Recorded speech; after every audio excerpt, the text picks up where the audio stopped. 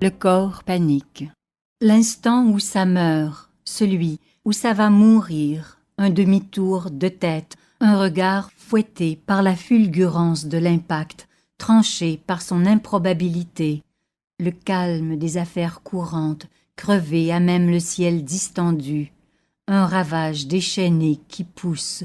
fonce assourdissant dans un chaos étrangleur, pans de murs en débâcle, à travers le gouffre subit, pierres tombales portées par les flammes, qui retombent dans des fosses éphémères avec fracas, à cet instant, sous l'empilage acéré des débris, parmi les lourds remous d'ouragan, sentir en soi le dernier vacillement de l'intenable, terreur au corps, la braise de la souffrance qui passe, sous l'horizon tout de suite effacé, s'éteint chétive, sans lueur. Hors de vue, la mort en masse, dans l'entrechoquement effréné de poutres et de piliers, eau brisée perçant la chair parmi les câbles broussailleux, un élan démultiplié d'embruns vivants, corps éjectés, alimente le roche obscur en fusion, les alluvions de béton aux plaies gémissantes. Il ne reste plus rien d'humain, cheveux, mains, visage, ni de qui, ni quoi, tout est englouti, informe sous la coulée de feu, la vomissure du carburant, règnes entremêlés, couches géologiques d'agonisants, de prémourants. Et si, au point précis où ça lâche, si la conscience était, à son paroxysme, l'acuité du corps qui se rend privilège de condamner surtout avant le magma nécrosé, et si, pour d'autres, le ruban était coupé net, arrêt sur image vierge, courant interrompu, d'abord ils, elles étaient là, puis rien, même ce puis est de trop, une existence, point final, clarté inerte de la syntaxe à la rescousse, d'obsession en intuition fugace, la pensée de la mort comme luxe ultime, nerfs allumés.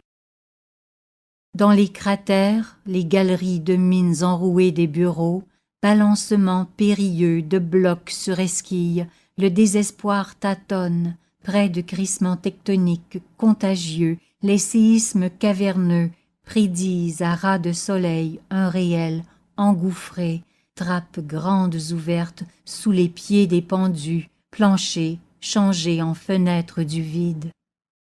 Les cordes du malheur suivent la trombe nébuleuse, toute droite elle tombe sans avoir le temps de fléchir, dans le ravin qui s'affaisse, ligne de vie aspirée en bas vers le tumulus immédiat, mât liquide d'une architecture croulant sous le pouce du ciel. L'implosion sur fil à plomb happe tant d'éclairs d'éternité, rouges ascensions abruptes hors des bouches, légèreté de la lourdeur plutôt que gravité. Dans une turbulence monstre, les cœurs jaillissent condensés, tisons délicats dans ce trou d'air, alors les corps broyage dans une jungle charbonnée, enchevêtrée à l'infini pour les témoins, pour les chiens en quête de tunnels, sur les décombres, aux parfums vacants.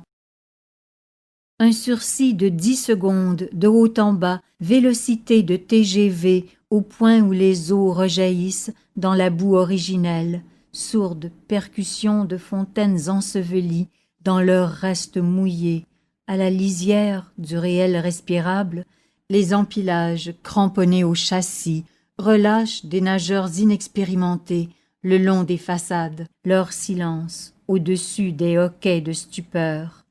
Quitter au bout de soi une mort pour une autre qui s'empare de chaque poids sans se resserrer, le corps dans tous ses états, tête baissée, culbutant en étoile, sous la férocité du vent qui le pèle, les cris à l'encre invisible autour d'une ossature déjà délestée.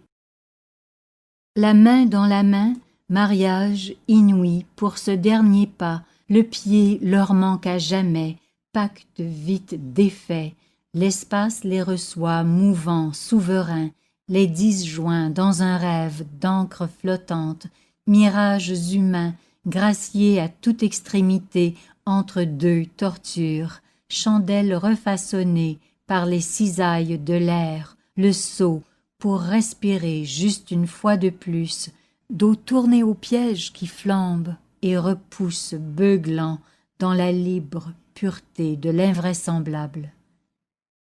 C'est folie d'attendre là, folie de lâcher prise, soit écorché au supplice, soit dehors où cela s'arrête, à vol d'oiseaux de pierre, dans la ville qui reste la ville.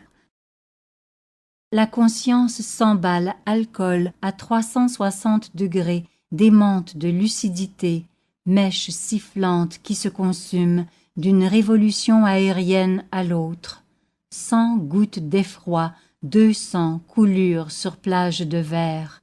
La vie plonge au bout du temps, de colère outragée en résignation à rebours, panorama luminescent de paix obligée à l'abandon.